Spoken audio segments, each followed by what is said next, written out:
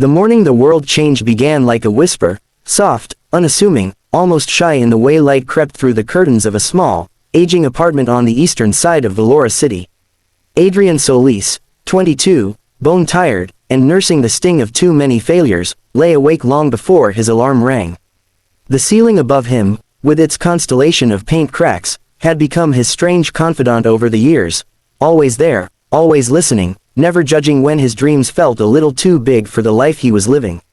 He blinked slowly, drawing a breath that shuddered more than he expected. Today has to be different, he told himself for the thousandth time. But the words felt like smoke slipping through his fingers. Still, he pushed himself up, feet hitting the cold floor, mind drifting back to the conversation he had with his mother the night before. Her voice, fragile but warm, had echoed in the quiet of the apartment. Adrian, sometimes life gives us the smallest spark. You decide if you let it die, or turn it into fire. He didn't feel like fire. Not even a spark. His job hunt had gone nowhere, his freelance work barely covered rent, and that documentary he'd been dreaming of making, the one about invisible struggles of ordinary people, felt like a childish fantasy every time he looked at his bank account. But something in him refused to let go, a stubborn ember buried deep in the mess of disappointment. By the time he stepped outside, the city was already humming. Vendors raised metal shutters with clanking sounds that echoed down the morning streets. Delivery bikes zipped past like streaks of color. And overhead, the rising sun glazed the skyline in gold and amber, bathing the glass towers like they were waking giants. Adrian pulled his backpack tighter and began walking toward Velora University's media center, his unofficial second home, the only place that still felt like he belonged. Even if he wasn't a student anymore, even if he had no reason to go other than searching for direction, the campus grounds grounded him. They reminded him that dreams were born from places like this. But today, something felt different. A strange electricity pulsed in the air, subtle but undeniable, like the atmosphere itself was waiting, bracing. As Adrian crossed the footbridge over the river, he paused. The water didn't flow like normal. It trembled, tiny ripples darting outward in all directions as if the river had been touched by an invisible hand. A few others noticed too. A jogger slowed, frowning. A couple near the railing exchanged confused glances. Then the ground gave a soft tremor beneath Adrian's feet. Not violent, not enough to cause alarm, but enough to raise every hair on his arms. What the? Before he could finish the thought, a blinding white streak tore across the sky like a blade of light. Gasps erupted around him. Phones shot upward. The streak didn't behave like any meteor he'd ever seen.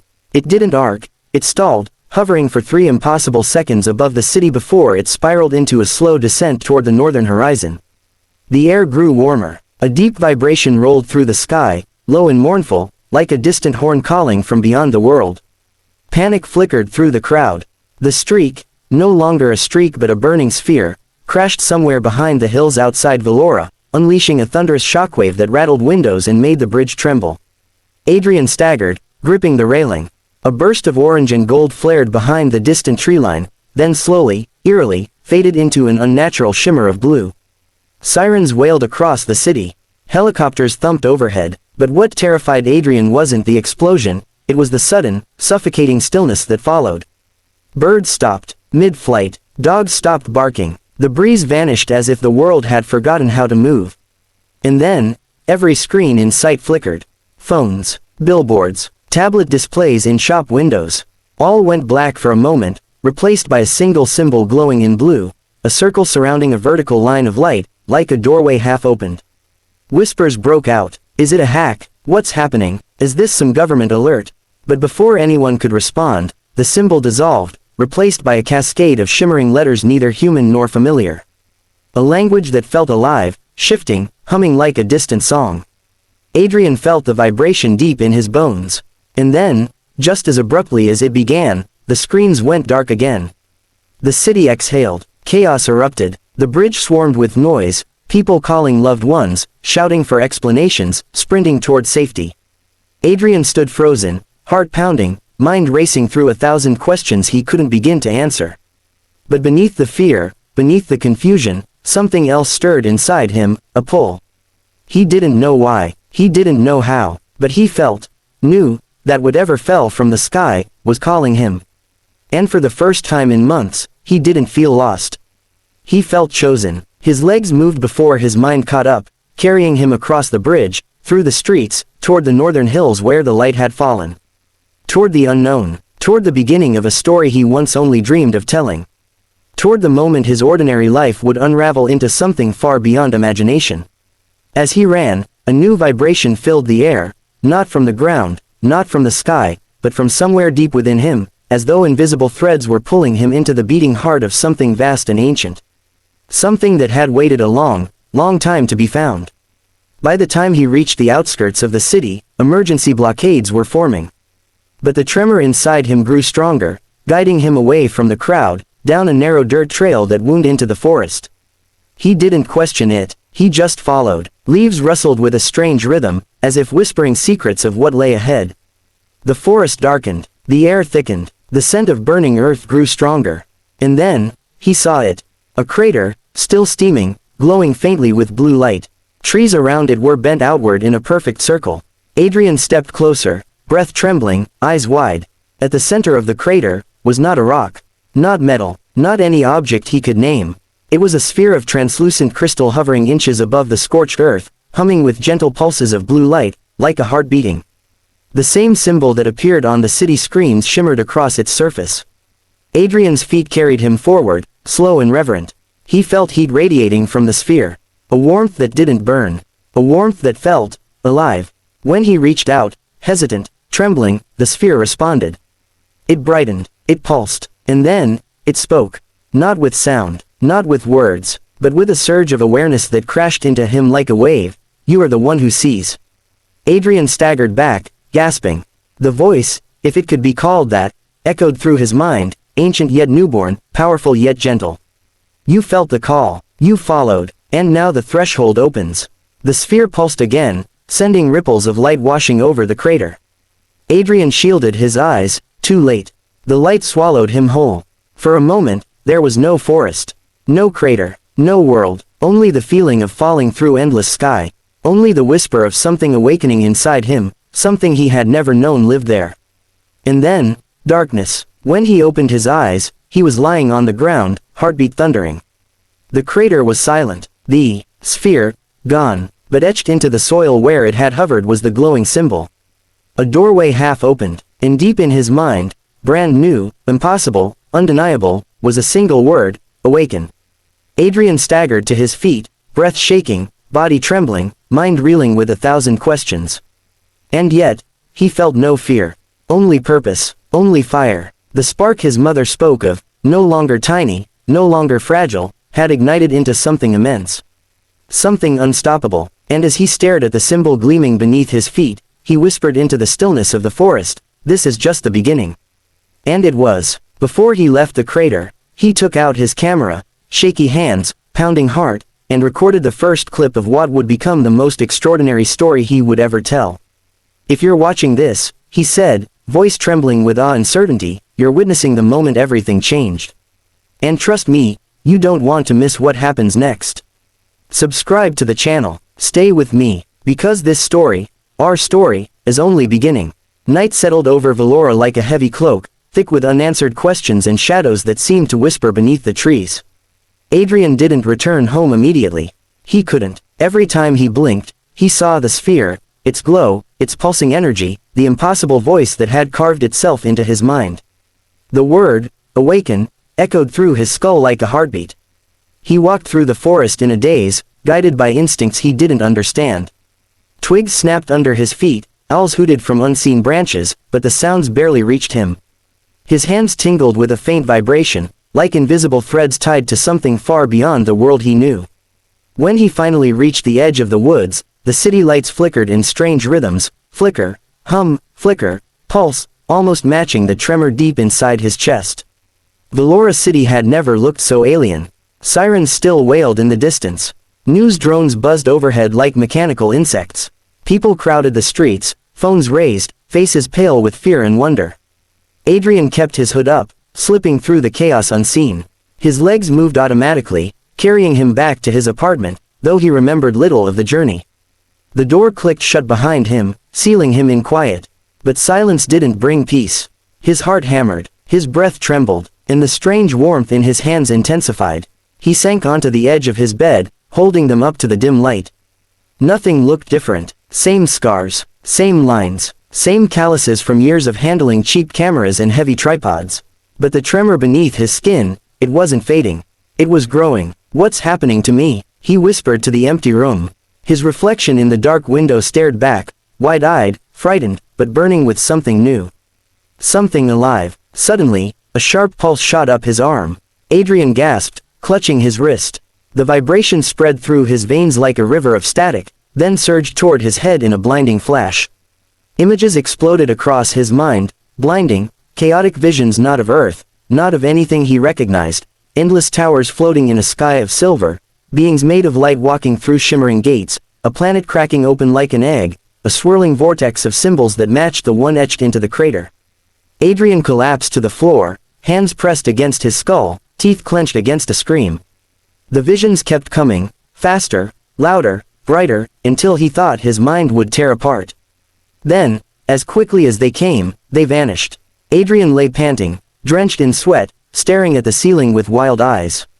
"Awaken," the voice, the same ancient, gentle voice, echoed through his thoughts again, softer this time, a whisper instead of a command. Adrian pushed himself up with trembling arms. He wasn't imagining things. Something had changed inside him. Something had been unlocked. He grabbed his camera, instinctively, desperately, and switched it on. The lens glowed faintly in the dim room. The red recording light blinked. "To anyone watching," he said, breath uneven, "something is happening to me. I don't know what the sphere did, but it wasn't just some meteor or artifact. It's alive, or connected, or..." He stopped, gripping his head again as another wave of images flickered behind his eyes. "It's showing me things, places I've never seen, symbols. It's like it downloaded something into my mind." He stared into the camera, voice trembling. "Look, this is real. I don't know where this is going, but I promise, I'm going to find out. And I want you with me. Subscribe, follow, stay close. Because something big is coming. Bigger than any of us can imagine." He shut the camera off and slumped back against the wall, chest rising and falling rapidly. For several minutes, he simply sat there, listening to the faint hum beneath his skin, waiting for the next tremor of impossible visions. But none came. Instead, a sharp knock shattered the silence. Adrian froze. Another knock, harder this time. "Adrian Solis," a voice called from the hallway. Not a neighbor, not a friend, calm, official, controlled. Adrian's pulse spiked. He rose slowly and approached the door, feet quiet on the wooden floorboards.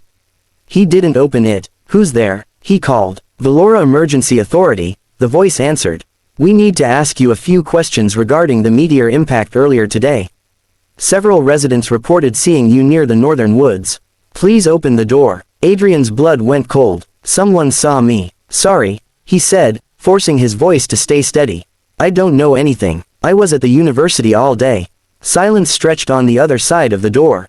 Then the voice said, "Mr. Solis, we know you were there."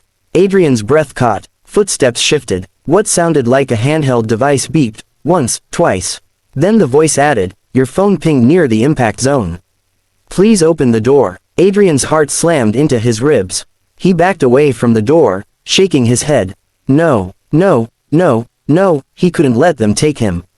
Not when he didn't understand what was happening inside him. Not when the sphere clearly chose him for something. Then, suddenly, lights in the apartment flickered. The air vibrated. Adrian's palms ignited with a faint blue glow. He stared at them, horrified. The vibration grew louder, stronger, resonating through the floorboards and the walls. The device outside the door beeped wildly, frantic and irregular. "Mr. Solis, what is that?" "Step away from the door." But Adrian wasn't moving toward the door. He was drifting backward, eyes wide, palms glowing brighter. "No, no, not now," he whispered through gritted teeth. The glow intensified. Blue light danced across his arms like living electricity. The air crackled with static. And then, a pulse exploded outward from him, silent but powerful as a shockwave. The entire apartment building went dark. Lights, gone. Power, gone. Devices, dead. The corridor outside erupted in shouts. Someone slammed into the door. "Open up." Adrian backed into the kitchen, chest heaving. He didn't do that. He didn't mean to do that. But somehow, he had. His hands trembled violently, the glow fading but not disappearing. More pounding shook the door. He needed to run. Now, Adrian grabbed his backpack, stuffed the camera inside, and yanked open the fire escape window. Cold night air rushed in. He climbed onto the metal ladder and descended into the alley below. Shouts echoed from above. Footsteps thundered down the hallway. Adrian reached the ground and ran, past dumpsters, through shadows, down narrow side streets where stray cats scattered and neon signs buzzed faintly. His heart pounded with fear and something else, excitement. Purpose. Destiny's breath on the back of his neck. He didn't stop running until the city lights thinned and the forest loomed again. Only when he reached the place where trees clustered like silent guardians did he finally collapse against a trunk, panting hard. His hands had stopped glowing, but the faint hum remained, like a beast pacing just beneath his skin. "Why me?" he whispered to the darkness. The forest answered with silence, deep, watchful silence. Then, a glow flickered between the trees. Adrian's breath hitched. Another one, another sphere. He stood, legs shaking, and followed the pulsing light deeper into the woods. Branches brushed his arms, roots tangled beneath his feet. And then he saw it, a figure. Not a sphere, not human, a silhouette made of pale blue light, standing in the center of a moonlit clearing. Tall, elegant, ethereal, it turned toward him as though it had been waiting all along. Adrian froze, breath caught in his throat. The figure lifted a hand, thin and luminous like glass carved into the shape of a person, and the same voice he'd heard in his mind whispered aloud for the first time, "You have awakened, Adrian Solis. And now, your real journey begins." Adrian's knees weakened, his pulse roared, he stumbled forward, unable to stop himself, drawn to the glowing figure like gravity itself had shifted. "What are you?" he breathed. The figure's light pulsed gently, reassuring, ancient, wise. "Not what," it answered. "Who?" Blue symbols spiraled across its form, matching the ones that had appeared across the city screens. "And you have been chosen to carry the signal." Adrian swallowed hard. The signal, the figure nodded slowly, a seed of knowledge, a power bound to the destiny of worlds. "It has fused with you. And others will come for it." Adrian's heart skipped. The authorities. The figure tilted its head. "Not just them." A chill crawled down Adrian's spine. "Run if you must," the being whispered, voice soft as wind. "Hide if you can, but you cannot escape what you now are." The glow around the figure brightened. The forest shimmered, the air hummed with impossible energy. "Awaken fully, and choose your path, or the world will choose it for you." The figure slowly faded, dissolving into tiny motes of blue light that drifted upward like fireflies before vanishing into the night sky. Adrian stood alone in the clearing, stunned, trembling, overwhelmed. The signal, chosen, destiny, pursuers, none of it made sense. And yet, all of it felt inevitable. Like every decision, every failure, every lonely night had led him to this moment. He lifted his camera, hands still unsteady, and recorded a new clip under the pale moonlight. "It happened again," he whispered. "I saw something, someone. I don't know what I'm becoming, but I know this, I can't run from it anymore. And if you're watching this, please, stay with me. Subscribe, follow, whatever you have to do, but don't miss what happens next." He lowered the camera, staring into the dark forest ahead. "Because something is coming, and whether I want it or not, I'm in the middle of it." In the distance, so faint he almost thought he imagined it, the symbol appeared again. Hanging in the air like a doorway half opened. A promise, a warning, a beginning. Adrian took a deep breath, and stepped toward it.